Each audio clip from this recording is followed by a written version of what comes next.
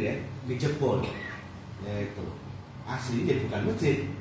Ini halaman yang dikasih karpet sintetis, itu karpet apa rumput sintetis. Nah, isi rumput lagi bekas sampai salah rumput sintetis itu. Nah seperti ini, dalamnya kecil, tahu rumput ya, rumput kan. Nah dalamnya seperti ini. Nah rumput kecil, rumput itu paling berapa ya? Kita kali berapa? Gimana katanya? 4x12 yang besar ya, gitu. Nah, ini kecil seperti ini, 4 rumput dijejer. Nah, kemudian sholat Jumat, menjelang sholat Jumat ada takmirnya naik mimbar menyampaikan pengumuman. Menurut saya ini pengumumannya. Suaranya kan ya. Sebesar.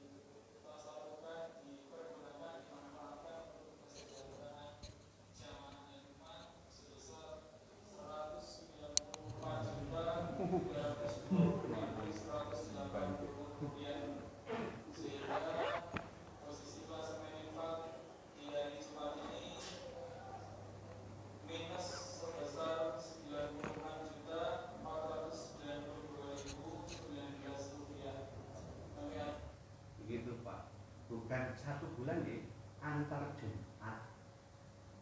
Jadi dapatnya 96 juta, nyalurkannya 100 sekian juta minus 94 juta.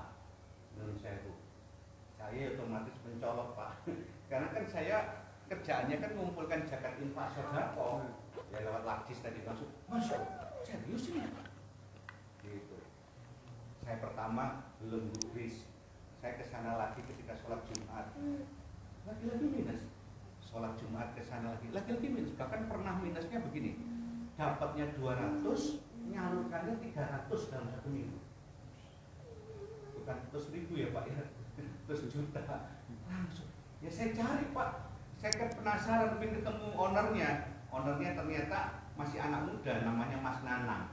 Yaitu, saya tanya, Mas Uki Borowan kan? Enggak. Terus gimana? Coba dia malah tanya ke saya. Saya tanya ke panjenengan ya semua ya. Coba bayangkan, ada masjid A, ya, selalu mengumumkan di mimbarnya itu adalah angkanya, saldonya plus, bahkan ratusan juta kadang-kadang. Saldo kami sekian. Tapi ada masjid B, dia mengumumkannya minus. Panjenengan milih nyumbang masjid yang mana? Nah, itu kunci dia. Kuncinya berani minus karena yakin umat malah percaya kepada dia. Itu. Mas, lihat ya Mas ya, kemarin Jumat kan minus ya. Ini kan hari apa? Senin atau Selasa gitu waktu saya datang. Lihat saldo kami. Sudah plus. Kami habiskan lagi. Jumat jadi minus lagi. Tapi kemudian jadi plus lagi. Karena orang semakin tertarik menyumbang masjid yang minus. Kenapa? Berarti benar-benar mengerjakan pekerjaan sebagai masjid, terutama ngurus umat. Itu. Dan saya siap minus. Saya sejak tanggal 7 April ditunjuk jadi bendaharanya, bendahara yayasan tapi bendahara yayasannya Masjid Ahmad Yani belakang BCA. Yaitu saya mencoba belajar minus, ya. Masih 1 bulan ini saya minus. Minusnya tapi cuma 1,6 Mas ya. Ya itu awalnya ya tampil-tampil nggak yakin. Saya bilang yakin, harus yakin. Karena ini apa bukan miliknya seseorang, bukan miliknya sekelompok orang atau mazhab tertentu. Ini milik Allah macam ini, saya bilang begitu. Maka saya yakin ini yang ngurusi Allah tempat ini. Ayo berani minus enggak? Ya itu kan. Awalnya saldonya lumayan, saya kuras habisin. saya kasihkan, yaitu ya 1 bulan kemarin minus 1,6 bulan Juni. Gitu. Nah, jadi nggak tahu nanti berani minus berapa. 1,6 M. Satu rendah, ya itu moga-moga ya Pak ya berani 1,6 M. Ya itu. Nah jadi gitu. Terus mereka bilang gini, Mas, kami ini per bulan Pak zakat infak yang diterima itu 600 juta masjid ini 600 juta Ramadan rata-rata 1 miliar gitu. Terus dia bilang begini, masjid kami nggak ada apa-apanya Mas, ada lagi masjid yang lebih keren lagi. Di mana? Di Pontianak. Waduh, derek teman-teman. Yaudah, saya sudah terlanjur penasaran saya itu sederhana Pak Nyun Sewu, saya kan mengurusi zakat infak ya Pak ya. Untuk mengumpulkan dana zakat dari masyarakat itu nggak mudah. Tapi hebatnya masjid yang sekecil ini bisa dapat 1 bulan 600. Kita nggak usah repot-repot. Saat ini kelurahan apa ini? Kelurahan Sumbersari ada berapa masjid? Sudahlah, 1 masjid per bulan 100 saja. Umat keurus Pak. Nggak perlu program-program kemiskinan dan sebagainya. Ada muhajirin, di sini Al-Firdaus, dekat lagi mana? Ya Allah, setiap masjid dapat 100 saja, beres umat ini. Apalagi 600. Itu yang menjadi pertanyaan saya. Ngapain saya ngumpulin susah-susah zakat infak sampai skala nasional? Kalau hanya skala masjid saja bisa 600. Saya penasaran, akhirnya saya berangkat ke Pontianak. Kalau ini masjid nasionalis, masjid nasional ya Pak ini. Tapi yang di Pontianak Pak, masjid NU di Gang Sempit. Oh ya, Nyun Sewu, Pontianak 80% Chinese. Ya. Di kampung ini hanya 5 rumah yang Muslim. Nyun Sewu, kampungnya pasti masih bagusan kalau di sini ya Pak ya. Di sini mobil berjajar-jajar di depan rumah. Ini Pak masjidnya. Nyun Sewu lihat menaranya, masjid NU. Saya sengaja ngomong begini Pak, karena saya tahu panjenengan. Ya, saya tahu panjenengan. Kalau saya kan Ahmad Yani ya, panjenengan sudah tahu ya saya ya, otomatis saya itu. Nah ini, Nyun Sewu dalamnya hanya 12 kali 17. Ya, namanya kapal karena bentuknya kayak kapal. Ya, pendirinya yang tengah itu Pak, yang samping saya, beliau adalah Ustadz Lukmanul Hakim, lulusan Gontor. Gitu. Nah, masjidnya sekecil ini 12 kali 17, malah dulu di pilar tengah itu masjidnya cumanan. Sekarang sudah agak lebih lebar lagi. Nyun Sewu Pak, 1 bulan 8 miliar. Ramadan 10 miliar. Setiap bulan berhasil mengumpulkan beras 850 ton yang didistribusikan ke masyarakat. Itu kakak mencoklat itu, berarti sini lebih banyak. Ya. Nah itu, Masya Allah, saya geleng-geleng Pak. Astagfirullah, masjid 8 miliar gimana 1 bulan? Ya. Ya itu. Otomatis saya penasaran, rencananya cuma sebentar, saya jadi 6 hari di sana. Penasaran, ingin belajar banget. Apa penyebabnya? Kan saya bertahun-tahun ngurus zakat infak sodako, tahu kesulitan cara mengumpulkan zakat infak sodako. Nah ini kok cuma masjid sekecil ini 12 kali 17 8 miliar, itu gimana ceritanya? Ternyata, nah nanti kita bahas Pak. Ini Al-Fal Sragen. Saya senang masjid ini masih dalam apa? Masa pembangunan. Mohon dipertimbangkan fungsi-fungsi masjid bisa terpenuhi mumpung lagi masa pembangunan. Salah satunya ini masjid musafir otomatis. Nah, itu ya ini. Jadi saya kira begitu. Ini Jogokaryan, mungkin banyak sudah tahu ya. Jogokaryan Masjid Muhammadiyah terkenal dengan saldo nolnya. Sama masjidnya dirintis seperti masjid kita ini, awalnya sederhana sekali, tapi hari ini rata-rata setahun 20 miliar infaknya. Untuk kopiahnya saja, dari kopiahnya saja, omset yang dihasilkan setahun, kopiah Jogokaryan kan khas nggih, ada ada kayak apa?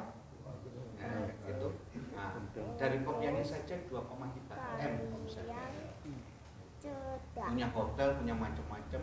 Kalau panjenengan ke sana, itu masjidnya luar biasa. Lah, ini jamaah sholat subuh di hari Sabtu. Yang hadir kurang lebih 1.200. 1.200. Jadi udah mulai seperti Turki ini. Nah, 1.200 ini diberi makan, Pak. Pertama kalau cuma 10-20 orang atau cuma seperti kita hari ini mungkin cuma 50 yang hadir, ibu-ibu siap masak. Tapi kalau 1.200 siapa yang masak, Bu? Yang masalah bukan masaknya, orang-orangnya. Akhirnya Pak Masjid ini pinter, dikasih kupon 10.000 kita yang datang. Dikasih kupon 10.000 yang datang, kemudian kita panggil di depan sana di jalan kita depan pedagang kecil yang kita bina yang wajib sholat di sini. Nah, kupon 10.000 itu kita pakai makan di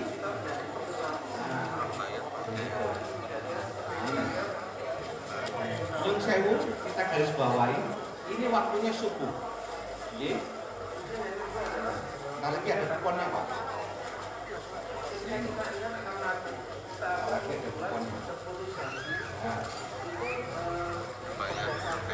Ini Pak, ini kuponnya. Nah, 10.000. Jadi di saat panjenengan masuk masjid itu langsung dikasih kupon di gerbang. Nanti pedagang kecil otomatis saya langsung bertanya kepada takmirnya, panjenengan setiap Sabtu sama Ahad 1.200 orang ngasih kupon 10.000, berapa Pak? 12 juta, bener? Ya 12 juta. Sabtu Ahad 12 juta, Sabtu Ahad 12 juta, Sabtu Ahad 12 juta, Sabtu Ahad 12 juta. Berarti kali 12 juta kali 8 kali kan? Berapa Pak? Itu. Langsung saya mikir, nggak jebol kotak infak panjenengan, saya bilang begitu. Lupa, Masya Allah jawabannya. Saya kaget. Memang kita takbir harus punya keyakinan seperti itu, Pak. Gitu. Nah, nanti kita bahas. Gitu. Salah satu keyakinan bahwa ketika kita memakmurkan masjid maka Allah mengurusi infaknya. Oke, kita masuk materi ya. Masih mengantar Pak. Sabar. Masih mengantar. Jadi saya langsung belajar terus di masjid-masjid ini karena penasaran tadi. Penasaran kok bisa masjid sampai sekian M. Nah, ternyata kuncinya Pak. Nah, kuncinya di jamaah sholat subuh. Nah, mengapa demikian? Kata mereka, karena sholat subuh adalah sholat yang paling sulit. Kalau membawa umat ini hadir sholat subuh, maka insya Allah sholat yang lain akan mudah. Sampai-sampai setan saja punya divisi khusus, mengencingi telinga orang yang tidur supaya tidak dengar adzan subuh. Divisi khususnya. Nah, itu. Karena sholat ini paling sulit, hadiahnya otomatis paling banyak. Itu. Jadi fokusnya mereka di sholat subuh karena tahu bahwa hadiahnya akan yang paling banyak. Hadiahnya ini Pak. Nah, itu hadiahnya. Hadiah sholat subuh. Nah, nanti kita bahas yang nomor 6 Pak. Itu yang nomor 6 itu yang menyebabkan mereka bisa per bulan 600 juta, per bulan 8 M itu di yang merah. Nah, oke, kita bahas dulu yang pertama. Panjenengan alhamdulillah ya subuh ini dimudahkan oleh Allah hadir di jamaah subuh. Artinya Pak panjenengan akan mendapatkan hadiah yang luar biasa banyak. Apalagi panjenengan mau duduk sampai suruh untuk mengisi agar tidak tidur. Jadi pertama hadiah yang kita terima adalah sholat fajar. Nah, tadi sholat fajar Pak, alhamdulillah takmir ngasih waktu yang luar biasa lama sehingga kita yang datang bisa sholat fajar. Dan panjenengan juga harus mengantisipasi karena saudara-saudara kita yang Muhammadiyah kan menambah 8 menit. Ya, otomatis kalau ada teman Muhammadiyah ke sini otomatis waktu yang agak longgar. Demikian. Nah, hadiah yang kedua Pak, panjenengan jamaah subuh. Jamaah subuh itu otomatis hadiahnya sudah luar biasa. Kita nggak usah diskusi dan bahas ya Pak. Tapi ada sebuah kisah Umi Maktum sahabat Rasulullah SAW yang buta, itu minta izin kepada Rasulullah SAW untuk tidak hadir di sholat subuh. Beliau minta izin ketika Rasul duduk, minta izin. Tapi begitu beliau mendekati pintu, Rasulullah SAW bertanya, ada yang terdengar nggak di rumahmu? Dijawab oleh Umi Maktum, terdengar. Maka wajib sholat subuh di masjid. Nyun sewu, di rumah panjenengan ada yang terdengar nggak? Ya, panjenengan bersyukur Pak, negara tetangga yang namanya Malaysia, ya itu nggak mudah mendengarkan adzan karena masjid didirikan oleh negara. Kalau kita masjid boleh didirikan oleh masyarakat, sehingga tumbuh semakin banyak. Ada yang mengatakan 800.000, ada yang mengatakan 1 juta, ada yang mengatakan 1.200.000 jumlah masjid di Indonesia ini. Itu, alhamdulillah. Jadi akibatnya nggak mungkin kita nggak dengar masjid. Saya kadang-kadang kalau ke Malaysia lagi di hotel nggak dengar Pak. Kenapa? Masjid harus didirikan negara. Kita bersyukur. Alhamdulillah ini luar biasa Indonesia ini. Nah, itu tinggal menjadikan masyarakatnya beriman saja, sering ke masjid. Apalagi panjenengan kalau ke Lombok, masya Allah senangnya karena pulau 1000 masjid. Sampai diatur Pak sholat Jumatnya. Jadi hari ini sholat Jumat di Al-Firdaus. Minggu depan sholat Jumatnya di Majirin karena terlalu berdekatan dan bagus-bagus semua masjid di sana. Itu di Lombok. Itu, masya Allah. Iya benar ya. Itu. Nah, alhamdulillah itu. Jadi begitu. Nah, hadiah ketiga, nyun sewu, ya, panjenengan diminta jangan tidur setelah subuh. Bahkan orang Jawa pun ngerti Pak, kalau panjenengan tidur setelah subuh rezeki ini dicucuk. Ya itu, ya ini ceritanya seperti ini. Ya, lah sayangnya nyun sewu takmir, ini takmir ya, nyun sewu, panjenengan tidak berusaha mencegah orang-orang pulang. Seandainya saya jadi takmir di tempat ini, begitu panjenengan tadi sholat subuh sudah menyusun barisan soft, langsung tak kunci pintunya Pak. Langsung boleh. Gimana? Kita sepakat mulai besok gitu aja ya. Nah, karena ngerti. Kan saya kan takmir di sini, saya kan kepingin rezeki panjenengan banyak. Lah kok panjenengan mulai terus turu? Nah, kan repot kalian kan ya. Ya gimana kalau kita kunci aja besok ya. Begitu. Nah, bergurau Pak nanti beneran nanti. Ya itu. Berikutnya Pak hadiahnya. Lah, takmir bisa menahan panjenengan supaya tidak pulang. Ya, yang paling bagus diajak baca Quran. Ya, baca Quran. Ya. Jadi apa? Ya luar biasa lah. Beberapa masjid sudah kompak. Kalau di Malang masih 3 masjid, 3 atau 4 masjid yang kompak, jusnya disamakan. Jusnya disamakan. Ini contoh hari Selasa tanggal 20 September juz 18. Nah, ini Pak dahsyatnya, maaf nggih, dahsyatnya kekompakan umat. Lepas Muhammadiyah, NU, Dewan Dakwah atau apapun persis masjid-masjid ini kalau kita kompak dahsyatnya begini. Saya sholat subuh di sini. Kebetulan juz 18 kompak kita se-Indonesia. Panjenengan udah bisa ini. Tidak hanya di Malang saja, bahkan di Pontianak tadi jusnya sama, di Jakarta jusnya sama, tapi masih belum serentak. Hanya baca 2 lembar saja, 2 lembar setelah subuh, 2 lembar setelah duhur, 2 lembar setelah asar, 2 lembar setelah maghrib, 2 lembar setelah isya, berarti 10 lembar. Artinya apa? 1 juz. Jadi kita bersama-sama kompak masjid-masjid ini membuat umat untuk membaca Quran 1 juz. Umar bin Abdul Aziz, ya khalifah, ya yang waktu itu tempatnya di Baghdad, Irak, berhasil membuat masyarakat makmur hanya dalam waktu 2 tahun 3 bulan. Saya otomatis penasaran, saya baca literasi, saya pikir pasti ekonominya hebat. 2 tahun 3 bulan sampai masyarakatnya tidak mau terima zakat. Karena tidak mau dinyatakan miskin sehingga zakatnya dia diekspor ke Ethiopia. Itu. Apa gagal pertahanannya ya? Ternyata bukan, Pak. Khalifah hanya meminta umatnya membaca Quran minimal 2 juz per hari. Nyun sewu. Kalau kita kompak membaca 1 juz saja setiap hari, siapapun yang bisa kita bantu untuk bisa membaca Quran, maka Allah tidak akan pernah dolim kepada hambanya. Kalau hari ini kedoliman terjadi di negeri kita, bahkan aset-aset sampai hilang semakin banyaknya karena dikuasai negeri-negeri lain, karena mungkin kita tidak tawadhu.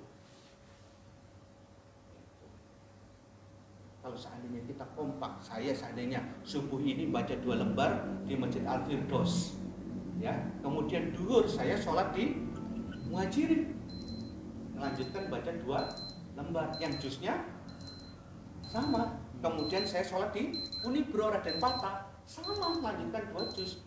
Nanti demikian pula ke masjid lain, berarti saya terjaga 1 hari pasti 1 juz.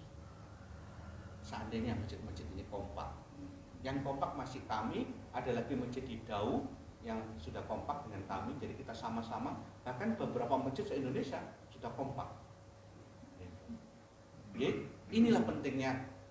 Saya yakin kalau sampai setiap masjid kompak mengajak umatnya membaca 2 lembar per setiap sholat wajib, saya yakin akan muncul pemimpin yang luar biasa. Lanjut, Pak. Nah, kan baca Quran cuma sebentar, 10 menit lah, ya kan? Padahal suruh masih lama. Alhamdulillah masjid kita mengadakan taklim seperti ini. Kenapa? Taklim itu hadiahnya luar biasa. Taklim itu hadiahnya luar biasa. Di saat tadi saya baca Bismillahirrahmanirrahim atau Pak Gusnul baca Bismillahirrahmanirrahim, langsung turun, Pak, jutaan malaikat.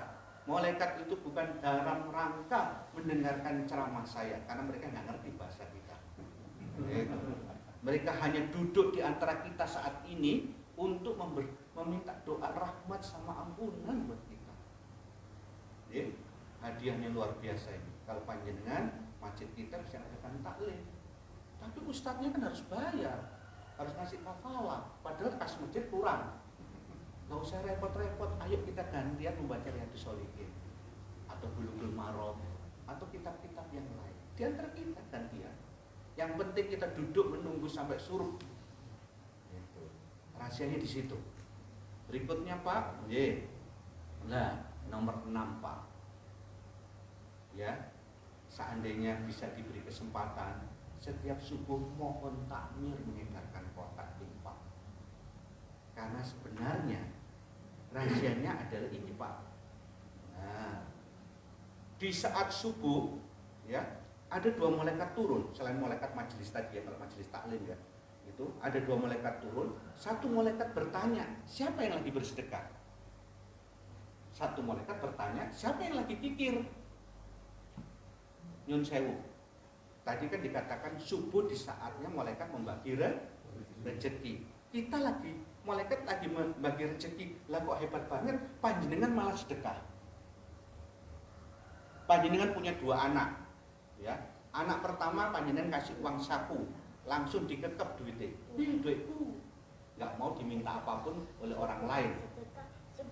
Anak kedua diberi uang oleh panjenengan, langsung bilang begini, separuh aku sedekahkan ya. Gimana panjenengan? Nambahin nggak? Baik. Yuk nambahin, itu kunci rezekinya. Kalau yang hadir 50 kita sepakat kotak infak diisi setiap subuh, sudah lumayan. Apalagi 1.200 orang yang hadir. Saya tanya tadi ke Joko Karya, panjenengan nggak bangkrut tak? Sabtu Ahad 12 juta kali 8. Oh, jawabannya Masya Allah. Jawabannya Pak, Masya Allah, luar biasa. Ustaz, jangan lupa Ustaz, yang hadir sholat Jumat ini, sholat Jumat, sholat subuh ini, imannya di atas rata-rata. Karena sholat subuh adalah sholat yang paling sulit. Jadi kalau panjenengan berhasil hadir di tempat ini, iman panjenengan di atas rata-rata. Karena banyak orang tidak berhasil hadir di saat sholat subuh ini, panjenengan diberi kemudahan oleh Allah SWT untuk bisa hadir di tempat ini. otomatis iman panjenengan di atas rata-rata. Kalau orang yang imannya biasa Ustaz, kami kasih kupon 10.000, langsung lenggang-lenggang. Alhamdulillah dapat uang 10.000, dapat kupon bisa makan. 14. Iya, langsung cari makanan yang paling enak, ya kan? Tapi karena panjenengan imannya di atas rata-rata, karena panjenengan berhasil hadir di saat sholat subuh, maka panjenengan beda. Begitu dapat kupon mikir, astagfirullah, kok aku disedekahi masjid? Kudune kan aku sing sedekah ke masjid. Maka Ustadz, kata takmirnya Joko Karya, tidak mungkin kotak itu kosong. Kira-kira kalau saya ngasih Ustadz Pak Kusnul 10.000, saya masjid ya, kira-kira Pak Kusnul masukkan cuma 10.000 di kotak itu? Lebih. Belum lagi nanti ketika makan di warung di rombong-rombong tadi, apakah hanya 10.000? Pemberdayaan masyarakat terjadi. Itu Pak kuncinya. Kenapa bisa 8 miliar? Sejak saya tahu hadis ini Pak, setiap subuh kalau ke masjid saya bawa uang ya, untuk bersedekah. Kalau perlu, masjid ini menyediakan kotak khusus. Karena apa? Jangan dicampur uangnya dengan kotak hasil sholat Jumat. Karena sholat Jumat kita pakai untuk listrik, air, kafalah ustadz dan sebagainya. Tapi kalau khusus sholat subuh, kita pakai untuk mengundang jamaah sholat subuh lebih banyak lagi. Itu dipisahkan. Ya, akhirnya seperti ini nanti. Nah, yang saya dapetin dikit lah. Ini. Jadi hasil sedekah subuh itu bisa berupa, ada beberapa masjid menyediakan gentong dari plastik ember ya. Itu untuk beras. Nah, ada juga kotak infak. Ya. Kalau beras itu nanti bisa kita pakai untuk, jadi setelah ini kita sarapan, ya kan, pakai beras itu. Ya, bisa untuk sarapan pagi, bisa untuk buka puasa, juga untuk Jumat buka. Bisa. Kalau yang beras, kalau uang bebas kita pakai apa saja. Salah satunya kita pakai untuk beli sayur. Nah, pasar bahagia. Kalau panjenengan ngundang saya selama 4 kali, sayurnya akan saya bawakan terus. Ya, kita selesaikan materinya sebenarnya ada 5, tapi yang 4 kami bawakan sayur. Ya, gak usah mikir. Karena apa? Yang penting tabung terus uang subuh itu. Untuk berikutnya nanti kalau nggak saya bawa, gitu ya. Gitu. Jadi begitu. Alhamdulillah. Ya itu. Jadi bisa digunakan untuk apa-apa. Termasuk yang nomor 10 nanti, pasar murah. Pasar murah. Pasar murah itu Pak, ya, kita beli sembako di grosir, ya, kita beli sembako di grosir, nanti kita jual di sini, tapi jangan minta keuntungan sepeser pun. Karena apa? Yang penting umat mau datang. Itu jual yang paling murah, itu pasar murah. Kembali Pak, nah ini terakhir sholat suruh Pak, non sewu. Ya tadi udah suruh udah harusan bunyi belnya, ya Pak. Astagfirullah, saya setiap sholat suruh itu mbah sholat suruh itu nangis Pak. Enggak, maaf, saya nahan. Maaf ya, Rasulullah saya salam itu Masya Allah, pribadi yang luar biasa. Saya mu'alaf. Saya merasa kalau nggak ketemu beliau itu rugi sekali. Kita sebagai seorang muslim, gimana kita berupaya bertemu beliau? Kita cari amal-amal yang terus naik supaya bisa diizinkan oleh Allah bertemu beliau, mendapatkan syafaat dari beliau. Ini Pak bukti bahwa beliau sangat cinta kepada umatnya. Salah satunya adalah buktinya adalah sholat suruh. Ya, kita tahu, ya Rasulullah itu sudah tahu jauh hari bahwa nanti umatnya tidak hanya di Mekah. Beliau tahu akan ada yang di Kutub Utara, akan tahu ada yang di Indonesia, dan tahu pasti di antara umatnya ada yang kesulitan berangkat ke Mekah untuk haji dan umroh. Entah ke alasan ekonomi, entah alasan kesehatan, entah alasan antrinya yang lama. Maka Rasulullah hadisnya sedemikian Pak. Panjenengan kalau mampu setelah subuh duduk berdiam di tempat ini, jangan keluar, ya kalau perlu dikunci tadi sama takmir tentunya. Kemudian sholat suruh, maka pahalanya adalah seperti umroh dan haji. Ya itu. umroh dan haji. Kalau panjenengan sebelum suruh keluar, pulang, maka sholatnya namanya sholat duha, bukan lagi sholat suruh atau sholat isra. Nah itu, otomatis panjenengan nggak sholat suruh. Pak Nyun Sewu, di akhir hadis Rasulullah mengatakan tamati, tamati, tamati 3 kali, sempurna, sempurna, sempurna. Untuk haji sempurna itu tidak mudah. Bahkan saya bilang mungkin tidak bisa. Apalagi kita Indonesia hajinya tamato, ya kan? Otomatis kita di sana bayar dam, ya kan? Kecuali kita mau ifrah. Begitu datang di Mekah nggak lepas ikram sampai wukuf di Arafah, nggak tahan pasti. Ya itu, nah itu otomatis kena dam. Belum lagi tawaf itu kan nggak mungkin kita bisa kuat jaga wudhu. Belum lagi nanti di Arafah kita bisa nahan mulut dan sebagainya. Maka sholat adalah hadiah istimewa kita. Oke? Bapak Ibu yang dirahmati Allah, itulah yang saya sampaikan, bahwa sesungguhnya kunci daripada 1 miliar atau 8 miliar tadi adalah letaknya di sholat subuh. Kalau panjenengan berhasil membawa jamaah semakin banyak, insya Allah kita akan diberi kemudahan untuk jadi masjid yang bagus. Apalagi cuma ngurus bangun masjid, Pak. Ini harusnya selesai sudah, Pak. Nyun Sewu, harusnya selesai nih, Pak. Sudah 88 bulan ya, Pak ya. 88 minggu ya? 88. Harusnya selesai dan Pak. Ini terlalu kecil buat panjenengan. Saya ketemu seorang ustadz namanya Ustadz Bangun, Pak.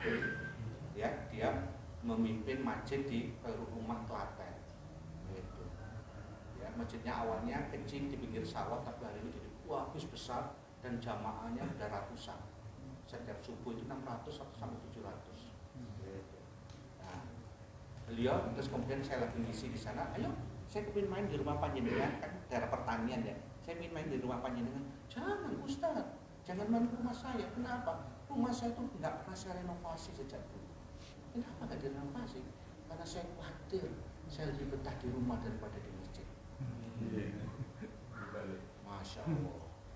Nyun Sewu, berapa rupiah yang panjenengan habiskan untuk merenovasi rumah? Harusnya kita selesaikan masjid. Karena ini urusan kita, inilah harta kita nanti di akhirat. Malah rumah, maaf, kita wariskan ke anak. Moga-moga anak kita anak soleh. Gitu. Kan kita dagang berumah. Kalau ini dijemput di padang mahsyar nanti kita. Ayo kita selesaikan masjid kita. Jadi demikian matur sembah nuwun. Mungkin ada pertanyaan silakan. Ada pertanyaan Pak? Intinya cuma itu saja. Fokus ke sholat subuh. Monggo, wonten?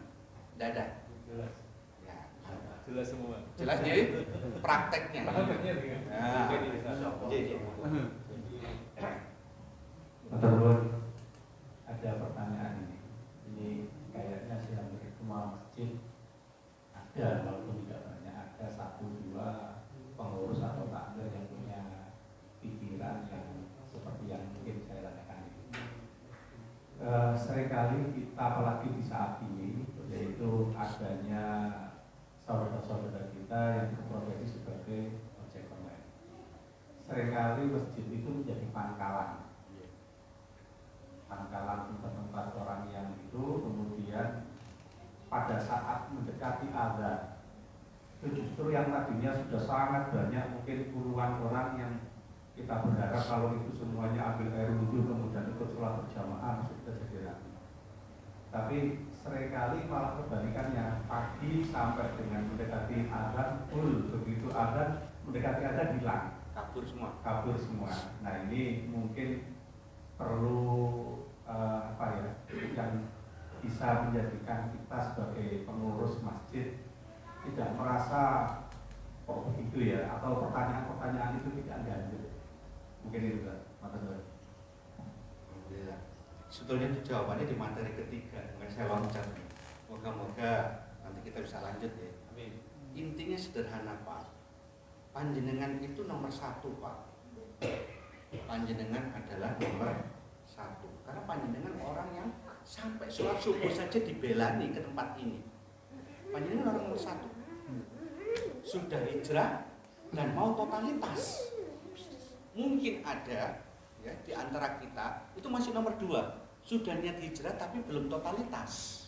Contoh pekerjaan masih riba, masih kadang-kadang yang terempet maksiat. Ya, tapi sudah niat hijrah, sudah datang ke masjid. Ya, tapi insya Allah panjenengan nomor satu saya yakin, karena subuh adalah yang paling sulit. Tapi nomor 3, 4 Pak, itu di luar sana banyak.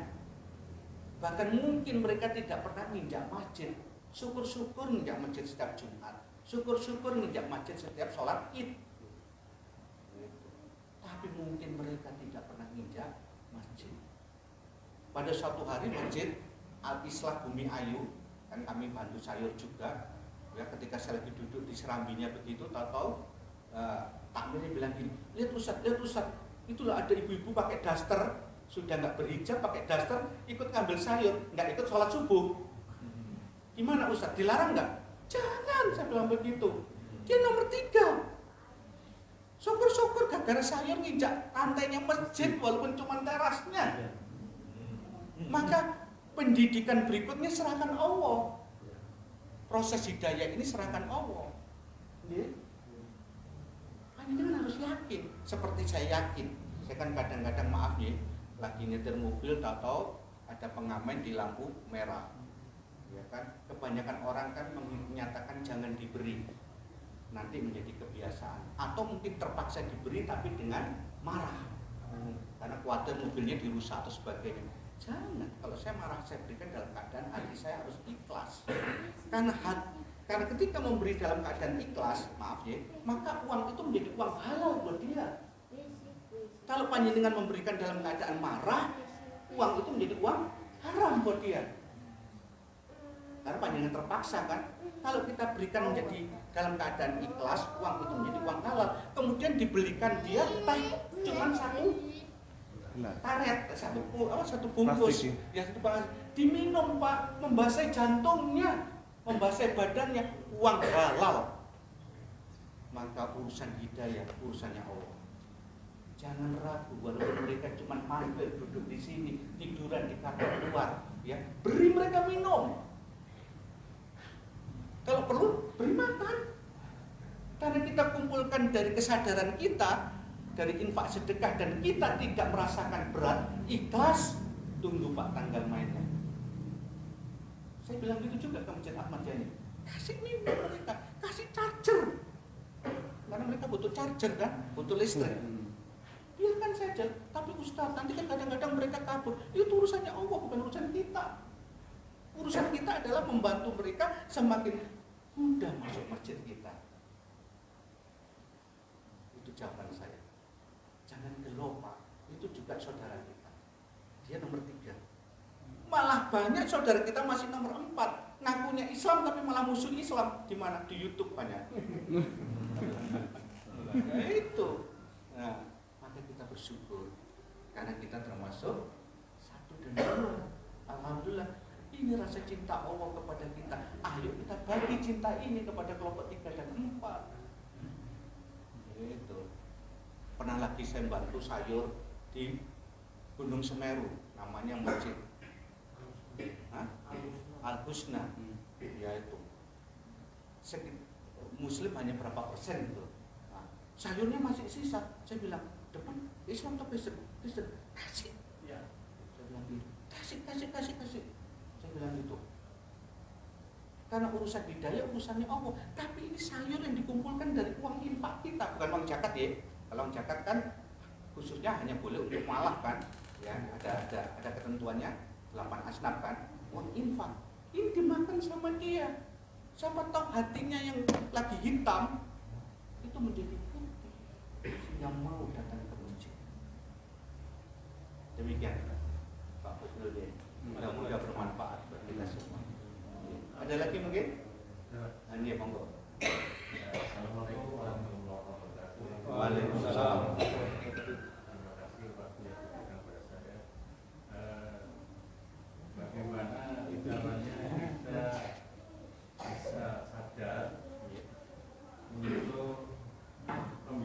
diri supaya kita tersentuh untuk beramal. Sehingga namanya kemakmuran masjid itu akan terjamin. Cuma itu aja. Ini materi kedua Pak. Mencolot lagi ya, sabar ya. Ya, makanya kalau kita bisa ketemu 4 kali keren sekali nih Pak. Jadi ada ayat yang luar biasa Pak. Innama ya'muru masajidallah man amana billah wal yaumil akhir wa aqimus sholata wa atuz zakata wa lam yarsa ilallah. Ya. Innama itu sesungguhnya sumpah. Seperti kita mengatakan panjenengan ini orang yang dermawan. Maka kita semua kan mengatakan beliau memang terbukti dermawan kan, sehingga sampai diberi julukan dermawan. Oh, beliau orang yang jujur. Sesungguhnya beliau orang jujur kan menurut kita kan. Berarti kan kita melihat beliau sering jujur. Ini kita manusia mengatakan demikian. Kalau Allah yang mengatakan innama ya'muru masajidallah, sesungguhnya orang yang saya kadang-kadang kalau pakai istilah memakmurkan terlalu besar ya. Sesungguhnya orang yang sering datang ke masjid ada 5. Man amanah billah, imannya meningkat. Wal yaumil akhir, ya, keyakinan tentang hari akhir semakin kuat. Wa aqamas sholat, semakin kuat mendirikan sholat. Panjenengan kalau sholat di rumah paling hanya sholat wajib toh. Kalau di sini tahiyat masjid, ya kan? Kemudian sunnah-sunnahnya baik yang muakkad maupun ghairul muakkad panjenengan kerjakan di sini. Belum lagi di sini nanti panjenengan baca Quran. Sholatnya semakin kuat. Yang paling luar biasa itu Pak, wa atas zakata. Kok enggak wa atas infak, wa atas sedekah, tapi zakata Pak. Berarti panjenengan kalau sering ke masjid dilapangkan rezekinya. Karena sampai bisa bayar zakat. Yang bisa bayar zakat itu berarti dia punya keuntungan dalam 1 tahun ya setara dengan 85 gram emas. Keuntungan bersih itu Pak. Di luar utang dan sebagainya. Berarti kita punya keuntungan 85 juta rupiah. Nggak mungkin uang marat Pak. Harusnya semakin sering ke masjid. Oh, itu janji Allah kok. Bahkan dikatakan berikutnya walam yarsa ilallah. Apalagi kalau panjenengan membantu pembangunan masjid ini. Wah, malah luar biasa. Sudah infak sedekah setiap Jumat, ikut duduk di masjid, ikut ibadah di sini dan sebagainya. Masalah bagaimana Allah mendidiknya itu nggak kita pahami. Contoh sederhananya, panjenengan yang sudah sering datang ke masjid kita, rasanya Kak, sholat di masjid malah nggak nyaman. Iya kan? Ya. Karena itu proses pendidikan. Bagaimana cara Allah mendidiknya? Bersyukurlah kita, hati kita dibersihkan terus oleh Allah. Katakan Pak, ya. Jadi harus tambah mantap. Karena apa? Di muka bumi yang besar ini ada cuma berapa meter persegi totalnya? 900. Ya, ada tanah 900, mungkin hanya sebagian saja dipakai tempat sujud. Dibandingkan muka bumi Allah yang luas lain, ada 1 titik yang dijadikan rumahnya Allah. Nah, kok panjenengan sering datang ke tempat ini? Enggak mungkin Allah nggak ngurus panjenengan. Cuman kadang-kadang di budaya dunia seolah-olah urusan di luar sana lebih baik daripada urusan di dalam sini. Katakan sampun. Satu lagi Ustaz. Enggak apa-apa. Sholat suruh boleh asal kita jangan keluar masjid ya. Kalau keluar masjid jadi sholat duha nanti. Monggo. Dan saya sedikit terkait tadi yang dibahaskan mungkin banyak untuk jamaah ya. Nah, sekarang mungkin saya minta sharing pengalaman terkait di internal ketakmiran sendiri. Jadi program-program begini ini kan tantangannya cukup besar. Belum ditolak jamaah, mungkin juga dari teman-teman sesama takmir juga belum tentu sepakat. Ya. Artinya maksud saya bagaimana menyikapi dinamika di dalam internal kita sendiri supaya program-program yang baik itu bisa cepat kita serap dan kita laksanakan. Kadang-kadang kan ada oh ojo ditentek non duit nanti buat bayar bisara buat apa, nggak ada kan gitu, kadang ada hal-hal seperti itu. Nah itu bagaimana menyikapinya, Pak? Asik. Maaf, itu materi keempat nanti. Ada semua. Ini, nah, ini problema takmir. Problema takmir. Jadi, pertama kita mulai dari nomor bawah ya, 13. Panjenengan sibuk ngurusi iktilaf. Ya. Ya, harusnya selesai. Tapi tetap masjid harus memilih ikut ormas atau mazhab tertentu, itu harus tetap. Ya, entah NU atau Muhammadiyah. Kemudian panjenengan tetapkan secara ibadahnya mengikuti yang mana. Malah nggak boleh kalau nggak ditetapkan. Cuman panjenengan harus siap kalau ada orang orang yang datang mungkin tidak mengikuti ibadah tersebut, tapi tetap harus ditetapkan. Ya, entah panjenengan pilih NU atau pilih Muhammadiyah atau pilih apapun masjid ini. Kalau masjid ini kan jelas pilih NU ya. Benar. Cuman panjenengan jangan disibukkan dengan iktilaf. Ya, apalagi iktilafnya menjalar ke masyarakat sekitar. Otomatis masyarakat sekitar, terutama yang bukan NU, nggak mau datang ke tempat ini. Masjid di dekat rumah saya hanya 50 meter NU, padahal saya bukan. Kami yang bukan NU senang datang ke tempat masjid itu karena tahu masjid itu nggak mengadakan perbedaan. Panjenengan harus belajar ini, kalau nggak berat nomor 13 itu. Kita naik nomor 11. Masjid dikelola sisa waktu. Ya. Dikelola setelah kerja seharian, maghrib baru datang ke sini, atau baru setelah pensiun baru ngurus masjid.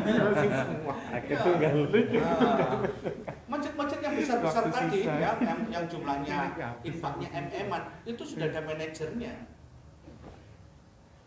Sudah nggak bisa dipikir separuh waktu, karena urusan umat bukan urusan yang sederhana, jelimet, malah ruwetan urusan umat daripada urusan kantor. Benar? Itu. Nah, nomor 9. Nah, ini yang masalah tadi ditanyakan oleh Ustaz. Yaitu apa? Kalau membuat program selalu mikir duit dulu. Ayo ya program ini yuk, ada nggak duitnya? Sama itu di Masjid Ahmad Yani.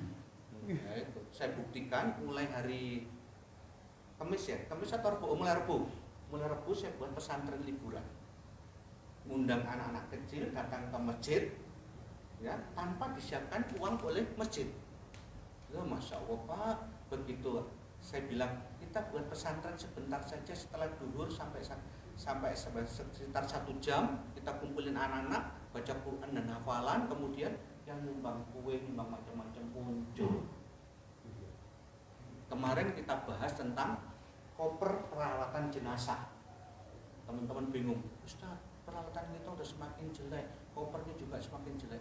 Gampang, beli 1 koper, ditulisi koper perawatan jenazah Masjid Ahmad Yani, posting di WA.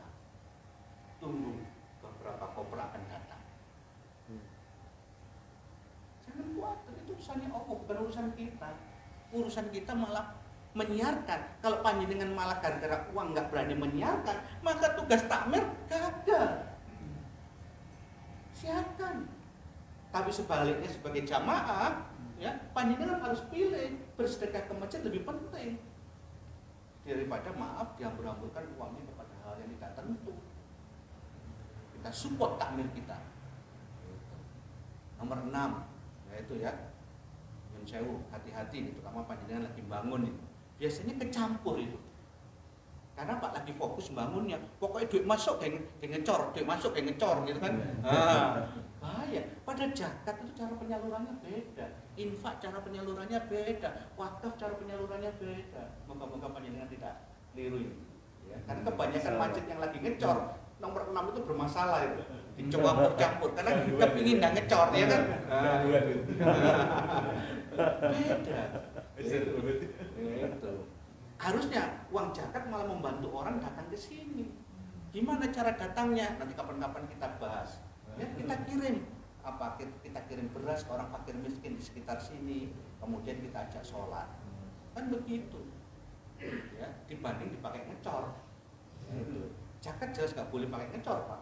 Gitu ya. Gitu.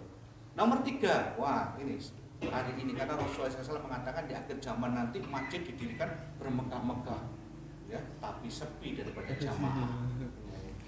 Kita harus paham, kita harus mengatakan bahwa masjid ini fisiknya bagus, programnya juga bagus, dan membangun SDM. Insya Allah ya, amin. Terakhir Pak, yang gak ada tukaran terus nomor 1. Kenapa? Definisi masjid nggak sama. Contoh sederhana, ada anak lari-lari, oh panjenengan udah teriak-teriak, hei masjid, padahal bukan Pak, malah anak-anak itu harus datang. Kalau sampai masjid kehilangan suara anak, maka tunggulah kehancuran. Itu nanti kita bahas kapan-kapan Pak. Nah, ini. 4 pilar, aslinya 5. Tadi Ustadz Husnul sudah nyampaikan. Yang kelima adalah Baitul Siasah. Tapi karena negara kita adalah negara Republik Indonesia, maka Baitul Siasah untuk sementara tidak kita munculkan. Ya.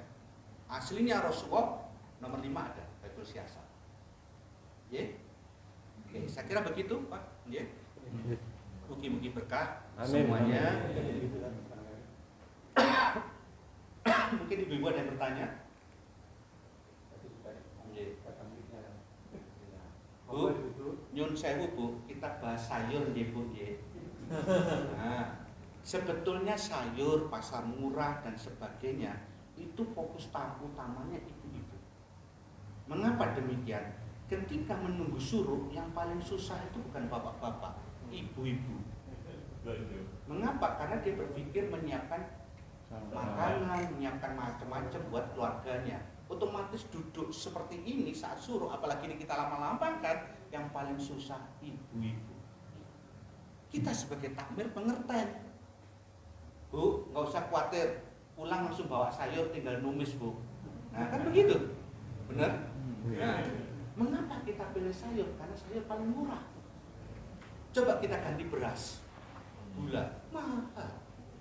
Sayur itu Pak paling 1 ikat setiap orang bawa antara 4.000 sampai paling mahal 6.000, udah plus tempe. Jadi insya Allah kita gampang dan ibu-ibu senang.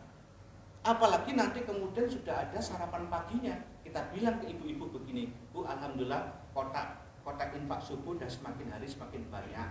Gitu, Bu. Kan ibu-ibu yang paling gentol membangunkan kita pagi hari di saat subuh kan. Bangunkan panjenengan sebagai suami, juga bangunkan anak dan sebagainya. Siapa? Ibu-ibu atau panjenengan? Ibu-ibu, nggak bisa kita pungkiri. Bu, kemarin kan sayur, sekarang ada sarapan di masjid kita. Ya, daripada panjenengan repot masak, ajak saja suami sama anak ke sini ikut sarapan di tempat ini. Gimana Bu? Seneng nggak? Wah, kok nggak ada mesem ya? Ya itu. Nah, kemudian Bu, uang subuh tadi yang ketiga dipakai pasar murah. Lagi-lagi ibu-ibu yang kita fokusin. Ya, gimana caranya ibu-ibu pulang happy? Apalagi suami nggak gondok. Kenapa? Beli-beli sembakonya harganya murah. Ibu-ibu fokusnya. Kenapa? Kita nggak bisa pungkiri kekuatan subuh itu kekuatan ibu-ibu, terutama membangunkan suami dan anak. Demikian Bu, ya. Monggo dibetos sayuripun. Nggih. Mugi-mugi berkah. Amin. Nggih, makaten sampun? Nggih, alhamdulillah. Mugi-mugi panjenengan berkah sedaya, masjidnya semakin makmur dan insya Allah menjadi masjid yang luar biasa berkahnya panjenengan. Nggih. Mari kita tutup. Saya mengaturkan jazakumullah khairan katsiran khususnya kepada Pak Husnul dan semoga kita bertemu. Amin. Tutup. Subhanallah wa bihamdika asyhadu an la ilaha illa anta astaghfiruka wa atubu ilaik. Wabillahi taufiq hidayah. Wassalamualaikum warahmatullahi wabarakatuh. Waalaikumsalam.